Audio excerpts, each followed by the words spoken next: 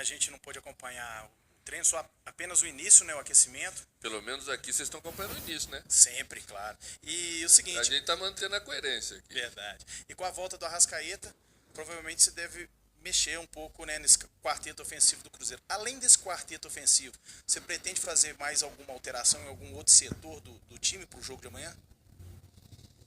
Bom, a equipe, vocês vão ficar sabendo se não encontrarem respostas aí por aí, né? Uma hora antes do jogo, como sempre. Temos algumas possibilidades, sem dúvida nenhuma que temos algumas possibilidades de mudança. Uma delas foi citada por vocês, que é a volta do Arrascaeta, que naturalmente é um dos titulares da equipe e vai iniciar o clássico sem dúvida nenhuma. Tá? Mas o restante, os outros jogadores, a formação, a maneira como a gente vai jogar, são as questões que se deixa mesmo para a hora do clássico, porque elas são parte importante desse processo. Eu não gosto, por exemplo, quando eu vou para o jogo e não sei o que o adversário vai fazer. Então é bem provável que os nossos adversários também tenham a intenção de saber e a gente não vai fornecer isso antes. Mesmo sendo um clássico que ainda não define a classificação na tabela, os dois times estão praticamente classificados, o que pode ser de mais importante nessa partida para esse sábado? O clássico por si só é um jogo importantíssimo, né? Independentemente se ele vai apontar uma situação já de equipes classificadas, ele tem seu histórico, tem sua tradição, tem seu valor, né, inestimável para os torcedores. Então todo mundo que está envolvido num jogo como esse sabe da sua importância e a dedicação é total. É um jogo diferente, é um jogo ímpar e a gente tem que entender que é assim. Todos os problemas fora do campo, essa questão de torcida, isso influencia dentro do campo? Como é que vocês que trabalham todo dia veem essa questão que veio sendo feita nos últimos dias, de não pode isso, não pode aquilo no jogo? Olha, a gente trabalha a parte de dentro do campo independentemente da parte de fora, né? É lógico que às vezes ela tem no ambiente do jogo uma influência, mas que nós podemos ter preferência por um lado ou para o outro. Mas vamos evoluindo, o futebol vai passar por suas análises.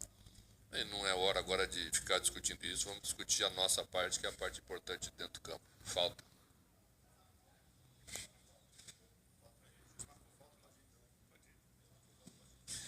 Mano, a gente sabe que, embora o clássico seja amanhã, nos bastidores o jogo já começou desde o início da semana, com esse veto do Cruzeiro a bandeiras, instrumentos da torcida do Atlético, o mascote do rival não pode entrar em campo e o Atlético também diz que isso não está previsto no regulamento. Isso faz parte, é um tempero a mais para o jogo de sábado?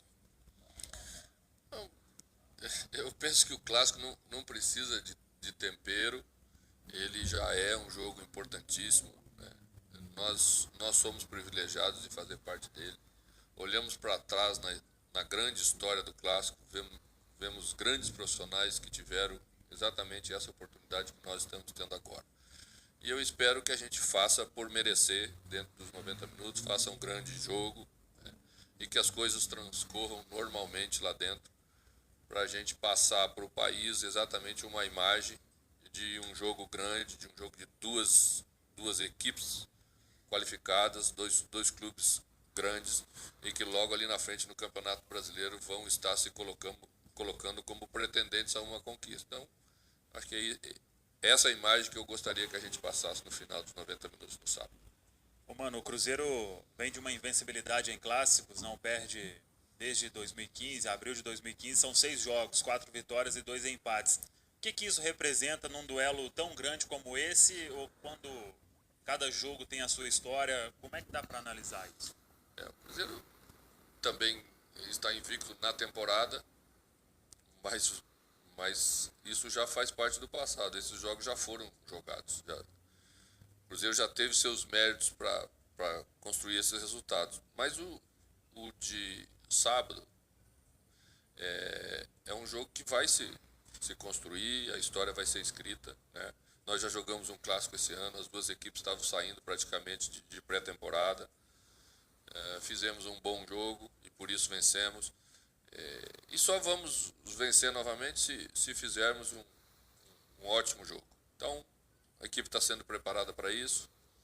Os jogadores estão bem concentrados, sabem o que vamos jogar, sabem a influência disso para frente, que é o que podemos estar jogando hoje, já que o clássico não tem um caráter tão decisivo nesse momento. Mas logo ali na frente vamos jogar, se Deus quiser, outros com caráter decisivo. E aí essas coisas que acontecerem aqui vão influenciar nas decisões dos próximos. Eu tenho certeza disso. A definição do time, ela passa também pelo duelo que o Cruzeiro tem logo na terça-feira, com pouco tempo para descansar. Passa por isso também? O clássico é o primeiro passo, é o mais importante no momento? São as questões estratégicas, né? Geralmente a gente tem um dia a menos para descansar, né? Então, nós temos que entender que para a gente é um pouco diferente. Temos que saber nos comportar com as diferenças. Mano, analisando o cenário do Cruzeiro, o que mudou do primeiro clássico do ano para cá, em relação ao entrosamento do time, até a sua análise sobre o time que é hoje, foi o time que enfrentou e ganhou aquele primeiro clássico no ano? Vamos esperar aí a escalação, depois vamos ver se a equipe é a mesma, se a equipe é diferente. Penso que as duas equipes já estão em momentos diferentes, né? Quando nós jogamos o primeiro clássico, o Roger tinha acabado de chegar, era o seu segundo jogo dirigindo o Atlético, nosso adversário. Hoje já se passaram mais jogos, né?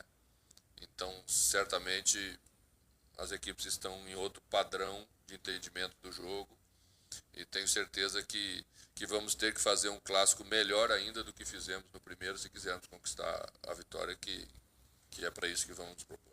Sobre essa invencibilidade que o Samuel comentou, não só no ano, mas também nos últimos 2 anos, né, os jogos contra o Atlético, ela mais serve de motivação ou de certa forma até pesa um pouco para aquela ansiedade do jogador de querer manter esses números? Não, ela serve de referência, né? Eu sou uma pessoa que não acredito em tabu. Sempre que me pergunto isso, e às vezes pergunto quando a gente não ganha, né? Eu falo que se não ganhamos é porque está nos faltando alguma coisa nos jogos. Se ganhamos ou se empatamos os últimos todos, é porque tivemos méritos para fazer os clássicos que foram jogados. Mas eles já foram jogados, e isso nós vamos ter que ser competentes novamente. Mano, você costuma fazer alguma coisa diferente em véspera de clássico, na semana de preparação? Ou você procura seguir uma rotina? É mais ou menos a mesma coisa? Mantemos a rotina quando as coisas estão andando bem e fizemos algumas coisas diferentes quando as coisas não estão andando tão bem. Às vezes você chega numa situação que precisa apresentar algumas alterações, então fizemos algumas coisas diferentes nessa semana. Quando achamos que as coisas estão dentro do caminho, a única coisa que sempre tenho a preocupação é achar o ponto de equilíbrio para passar para os jogadores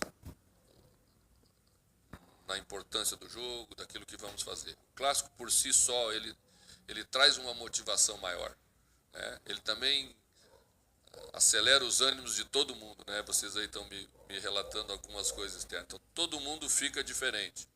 E a gente não pode passar do ponto e querer fazer mais do que é o nosso papel. Cada um fazendo bem feito a sua parte, o Cruzeiro vai estar forte. E se o Cruzeiro estiver forte, nós teremos a possibilidade de conquistar o resultado que é tão importante nesse tipo de jogo. Como que você estuda o adversário?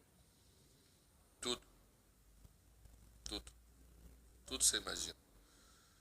Os clássicos anteriores, como marcamos, como não marcamos, como fomos eficientes, onde não fomos tão eficientes, porque o jogo ele tem uma grandeza, então ele passa a ter uma referência própria, né?